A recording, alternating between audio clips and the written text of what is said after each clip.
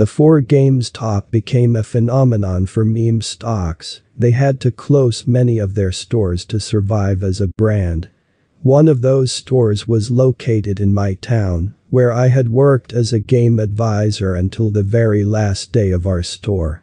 Even though the job didn't pay much, I missed the days when I could geek out about games with fellow enthusiasts. Despite its prime location in the shopping mall, the old GameStop space has remained vacant for years, with no one showing interest in renting it out. Today, it still stands abandoned, a ghostly reminder of the past. One day, as I walked by the old GameStop store, I couldn't resist the urge to take a closer look. The show windows were boarded up and the sign was faded, but something drew me in. As I pressed my ear to the window, I heard an eerie melody coming from inside. My curiosity piqued, I approached the door. To my surprise, it wasn't locked, so I took a deep breath and stepped inside. The carpeted floor creaked under my feet as I entered the dimly lit space, and the music grew louder. The store was completely dark, except for the flickering light of television screens scattered throughout. Is the TV on? Who could be inside? I couldn't help but feel a shiver run down my spine as I explored the shelves of dusty game boxes, abandoned consoles, and old posters. I couldn't help but feel a sense of nostalgia, as if I were transported back in time to a different era. However, the eerie melody continued to play, and I couldn't shake off the feeling that I wasn't alone. As I approached the television at the back of the room, I noticed a PlayStation 2 with its controller lying on the ground. When I turned to look at the screen, I realized it was playing Fatal Frame, one of the scariest Japanese horror video games ever made. The game focused on the main character, Miku, who was standing in a traditional Japanese-style tatami room, with the eerie music from the game's soundtrack playing in the background. I couldn't help but feel a sense of unease wash over me as my eyes fixated on the screen. I wondered who was playing this game in the abandoned GameStop store. Suddenly, I saw Miku in the video game move a few steps. I was shocked and looked at the controller right away, but no one was touching it. How could the character in the video game move without anyone using the controller? I moved my eyes back to the screen again, and suddenly, Miku turned her face to me in the video game and gave me a sinister smile.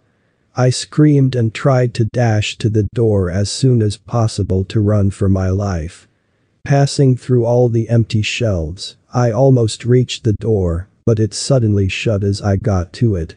I grabbed the handle and tried to open it up, but it was locked. I pounded on the door and windows, hoping someone outside in the mall could hear me, but I heard no sound, except for my own echoes in the back of the store. Then, a gust of wind blew on me, and I turned back to look at the empty store. Although there was no one, I felt like someone was looking at me. Then, a gust of wind blew on me, and I turned back to look at the empty store. Although there was no one, I felt like someone was looking at me, and my fear intensified. Frozen with fear, I stood motionless in the abandoned store. After what seemed like hours, something fell from the ceiling in front of me, an antique camera that looked exactly like the camera obscura used by Miku in Fatal Frame. I hesitantly picked up the camera and looked through the lens, seeing nothing in the room. But when I clicked the shutter, a long-haired girl with half of her face blocked appeared before me. I quickly put down the camera, but when I looked up again, there was nothing there.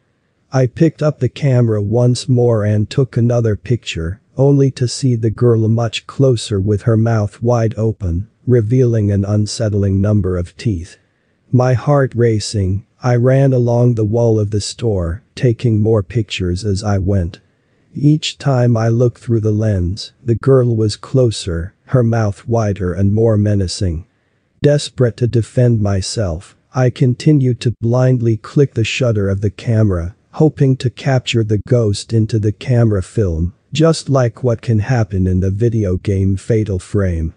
Suddenly, a chill ran down my spine as I realized that the camera had run out of film. I looked through the lens one last time, and there she was, the long-haired girl standing right in front of me, her mouth gaping wide enough to swallow me whole. I dropped the camera and looked up, but there was no one there. Then, with a jolt that shook me to my core, I collapsed to the ground, unconscious.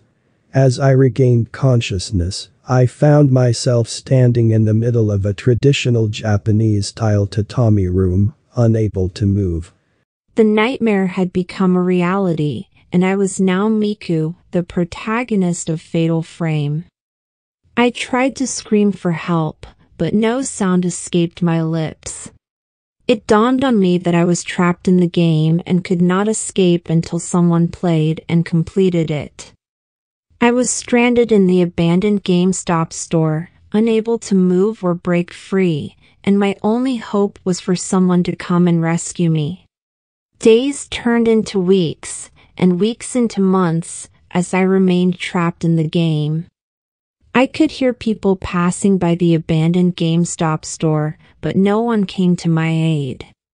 And now, as I tell my story, I still wait for someone to come and help me escape from the game. If you are listening to my story, please come find me and free me from this endless nightmare.